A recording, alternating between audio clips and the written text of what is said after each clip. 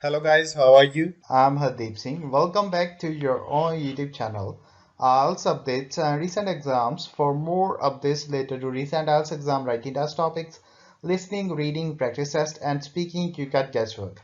Please, guys, participate in everyday listening and reading practice test to achieve your desired band score in your actual IELTS exam. Please hit the like and subscribe button. Press the bell icon for the upcoming notifications.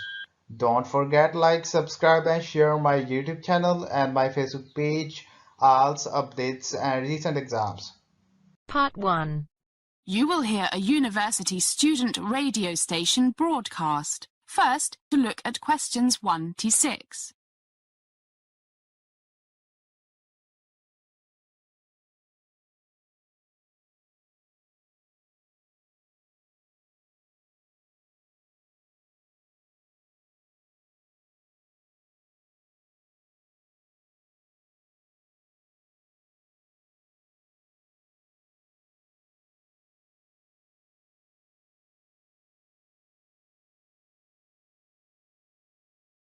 And it's a bright sunny morning here at Portsmouth University Radio, the radio station that brings you all the news and lots of the fun non-news from our wonderful campus and the city we live in. I'm your host, Mike, and with me is Rita. Hi, guys. So Rita, what's on the menu this morning?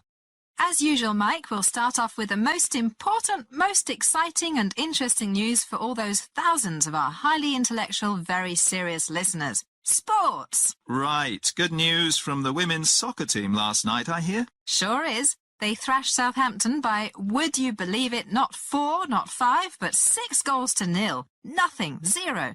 So the team's looking good for the Southern England University League that starts this Saturday. Did you see the game, Rita? I wanted to, but was stuck in the lab playing with rats. See the game? Against our closest rivals?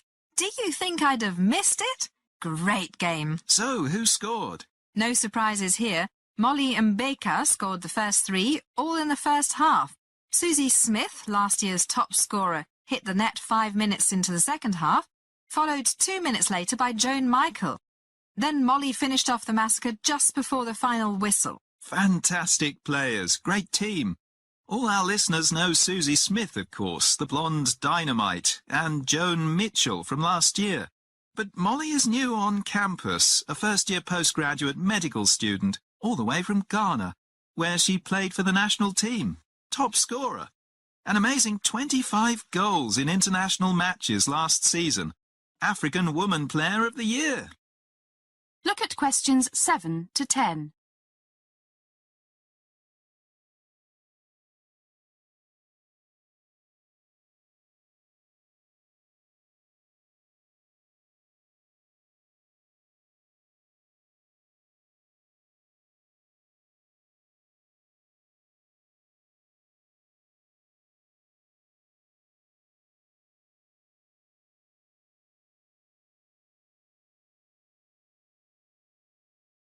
Yeah, she's fantastic. She came very close to scoring more, but Southampton hemmed her in really tightly after they saw what she can do. I heard she could turn professional tomorrow if she wanted to, but prefers to enjoy the game as an amateur and study to become a doctor. That's true. OK, and how about the men's soccer team, Mike? Do I have to speak about this, Rita? A disaster. Played away at Bristol. I won't be surprised if some of them are too embarrassed to come back. Lost 6-2, and Bristol had their best 2 players watching from the sidelines because of injury. Let's change the subject. Good idea. No other sporting news today, but lots coming up this weekend. Now to the bad news from the Students' Union. Really bad news. Prices in the cafeteria and bar are going up by an average of 10% as from Monday. 75p for a cup of coffee. £4 for a pint of bitter. My favourite beer. So, complain. There's a demonstration planned for outside the Students' Union building at noon tomorrow. See you there, and you can phone us now, 8759 765, to tell us what you think. That is the end of part 1. You now have half a minute to check your answers.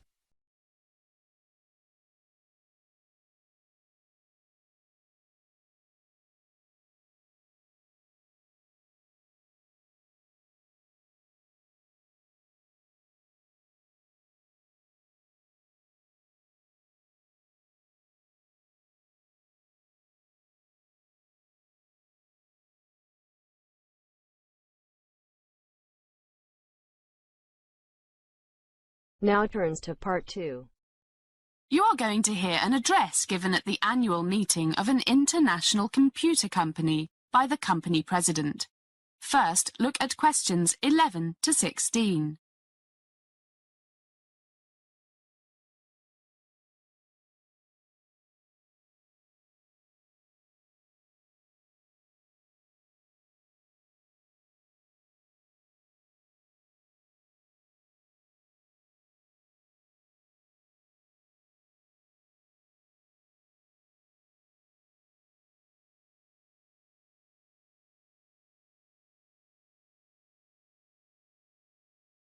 Good morning, fellow members of the board, staff members, and our dear stockholders.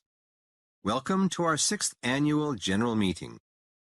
It is my pleasure to give you an overview of how the Orange Computer Company has done in the past year. When I have finished, we will be very happy to answer any questions you might have. Most of what I have to say is very encouraging, but to get it over with, I'll start with the bad news. Actually, it's not too bad. This time, a year ago, we told you that we were about to launch our first mobile phone line, cell phone for our American friends. After a major promotion, our 4 mobile phones hit the market exactly 1 week later. Given our excellent company reputation, very promising results from our market research, and what we thought were attractive winning features at very competitive prices, our competitors were ready and waiting, with new models at prices that we had to match. So match them we did. But given the difficulty of breaking into this market, sales have been disappointing both in Europe and especially in North America. Given the massive growth of China's mobile phone production in recent years and our lack of experience in that part of the world, we did not market the phones in Asia. So our mobile phone subsidiary is still limping along, but sales are slowly growing. We believe the long battery life and reliability are beginning to have a larger impact on consumers. So we have planned a new promotion and marketing campaign stressing these 2 strengths. Our research also shows that after only a few weeks, most purchasers of the fanciest, most expensive mobile phones end up only using the basic functions: phone calls, messages, and chatting. So we will be appealing to the more conservative consumers, those who look for reliability rather than those who feel they need to always have the very latest and most complicated models. We are confident that we will soon build a strong position in this target market. Now look at questions 17 to 20.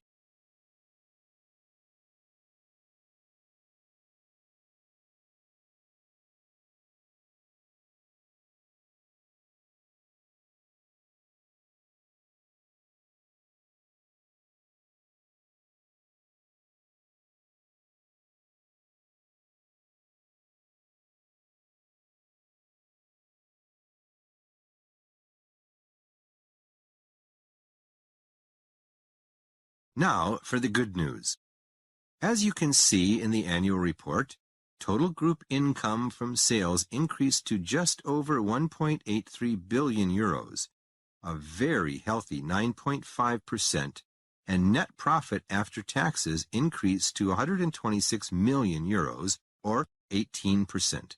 So you can look forward to a significant rise in share dividends and an even bigger increase in the value of your stock holdings in Orange Computers. Let me briefly describe the main reasons for our even better than expected growth and profits this past year. One is the fruits of our merger 4 years ago with Ribbon Optical, Europe's largest camera and CCD maker. Our decision to get into the high-end digital and professional camera market has proven to be the right one. We have been particularly successful in the medical imaging field. Starting from nothing 3 years ago, our equipment is now being used by 12% of Europe's hospitals, and we have already, after just 18 months, made a promising entry into the North American market. In fact, just yesterday, we signed a $1.2 million contract with one of America's best-known medical schools. Another major reason for a very profitable year was the increased outsourcing of our programming to India and China. This has resulted in very significant cost reductions on our software side. And I am happy to tell you that we managed to increase the proportion of the programming we outsource without laying off any of our European programming staff, who we keep for those software and platform projects that we wish to keep most closely to ourselves. Efforts to increase energy efficiency have also reduced costs.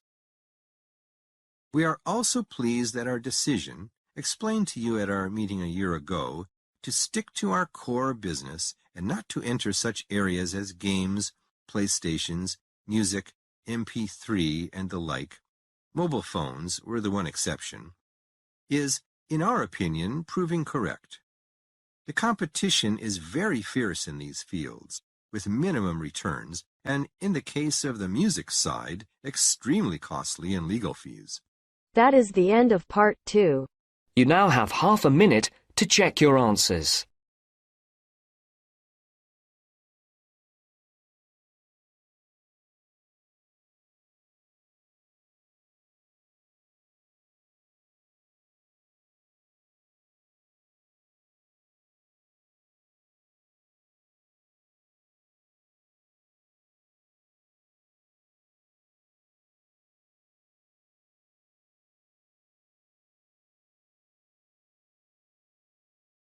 Now turns to part 3.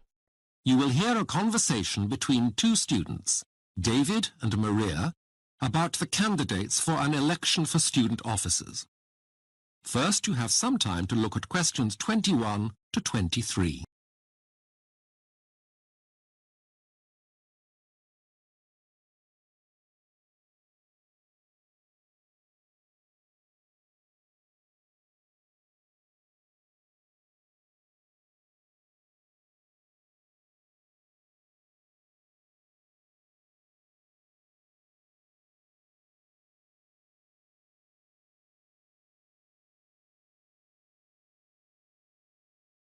Hi, Maria. Have you voted yet?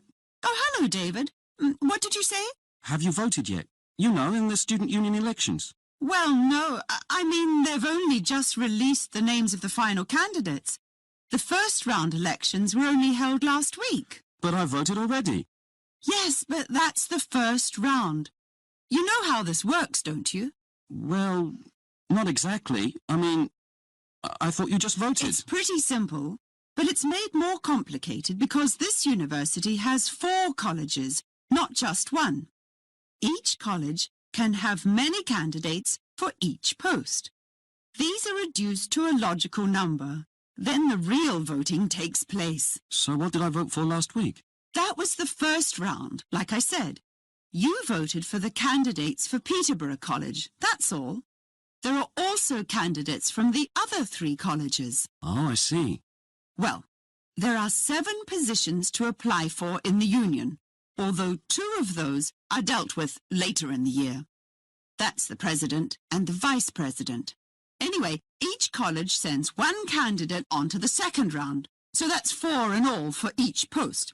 In other words... In other words, it's 20 candidates. That's quite a lot. It isn't when you think that there are 14,000 students at this college. No, I suppose not. Can they all vote? Yes, part-time and full-time students. Everyone. But most don't. Only about a quarter of those eligible to actually bothered. You now have some time to look at questions 24 to 30.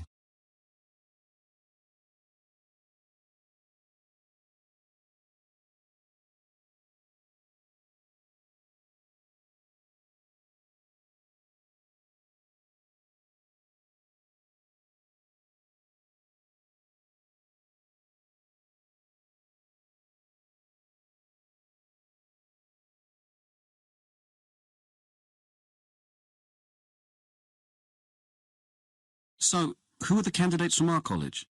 There was a leaflet about it this week. Some of the students stood as candidates for several posts. before the final ones were selected. I think Jenny de Groot is standing for Women's Officer. She wanted to be Finance Officer, but Law got that post. She seems to be more suited to working for the female students here. Yes, I like her. She's the best person for the job. I'm not sure I'd support Michael McCarthy for his post. He's putting up for Entertainments Officer. Doesn't he arrange the Saturday night band for the college?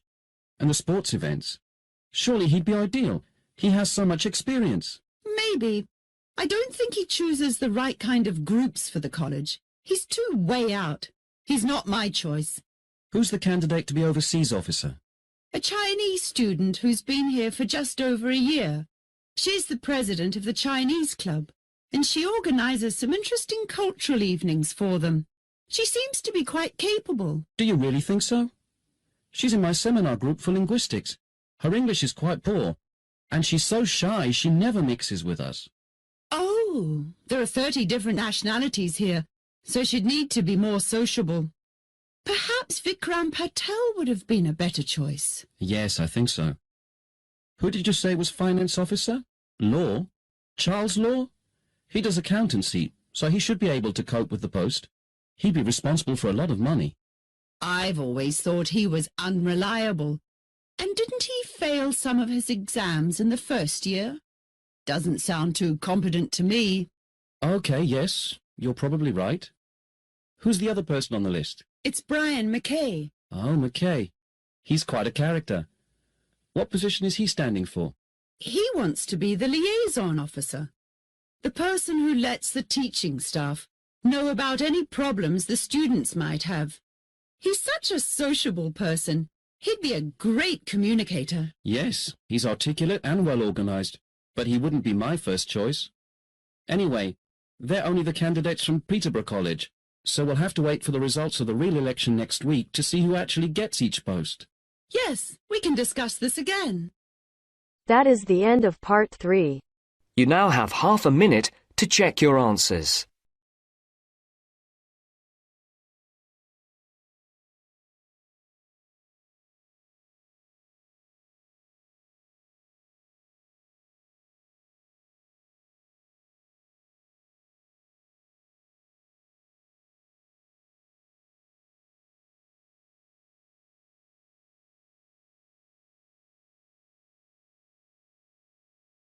Now turns to part 4. You will hear a lecturer giving a talk on languages. First, you have some time to look at questions 31 to 40.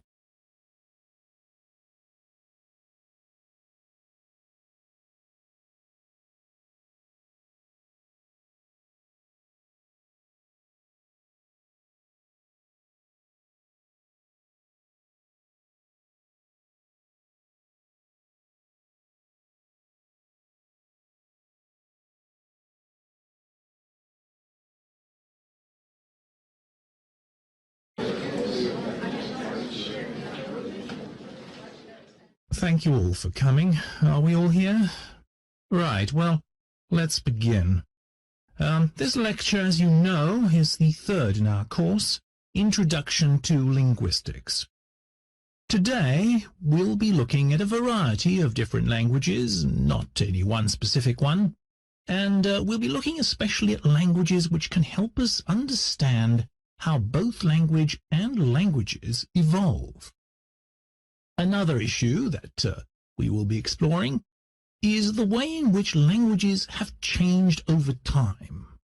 These are fairly complex areas and they have proved to be rather difficult to grasp. And there are many different theories, some of which we'll look at today.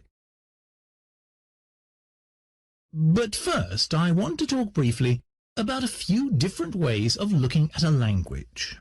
Now, the language we all speak, English, is what is called a natural language, like French, German, Greek. What do we mean by that? Well, it's a difficult term to define, because most languages have evolved naturally, except for a very few, such as Esperanto, which was invented in the 19th century.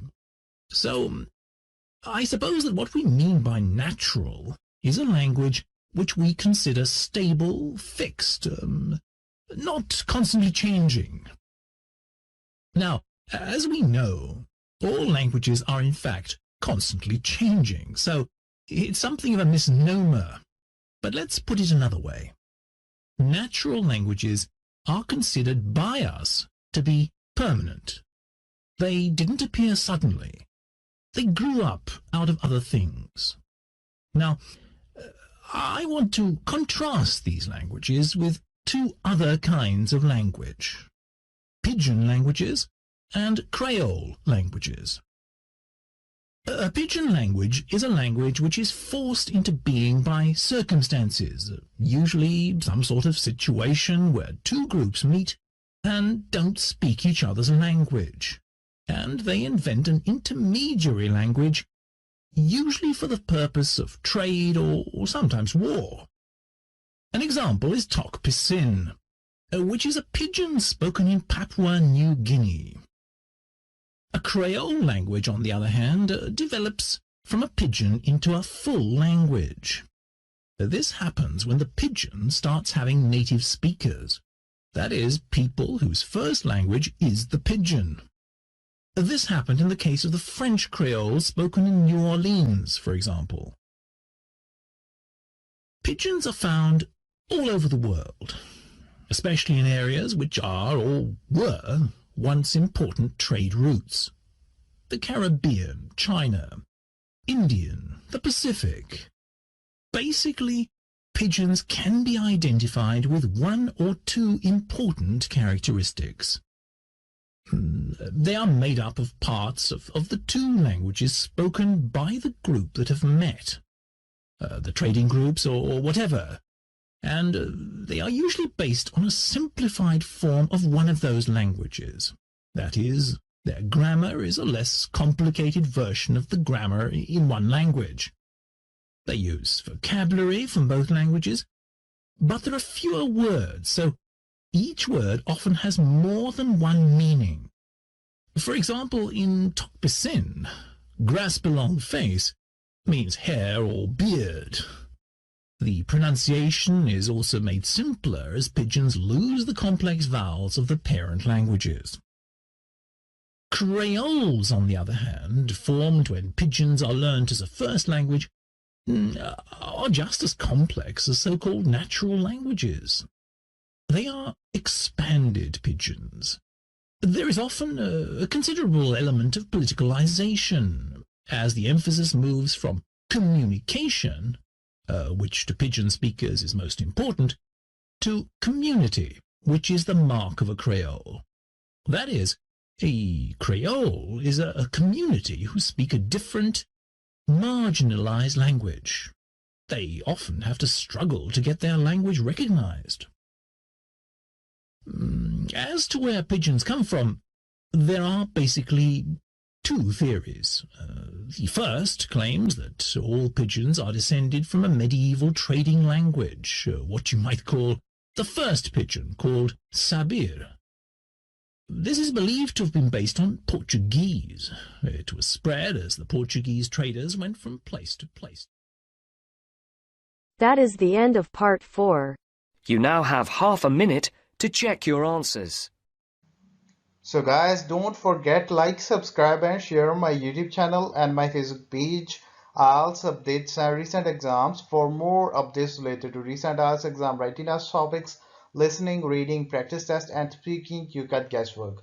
Please guys, participate in everyday new IELTS listening and reading practice tests to achieve your desired band score in your actual IELTS exam. For more IELTS material, visit my official website www.ieltsupdatesandrecentexams.com. The link is given below in the description. If you need PDF files of latest IELTS material, then please join my Telegram channel. So guys, please write your score below the comment section.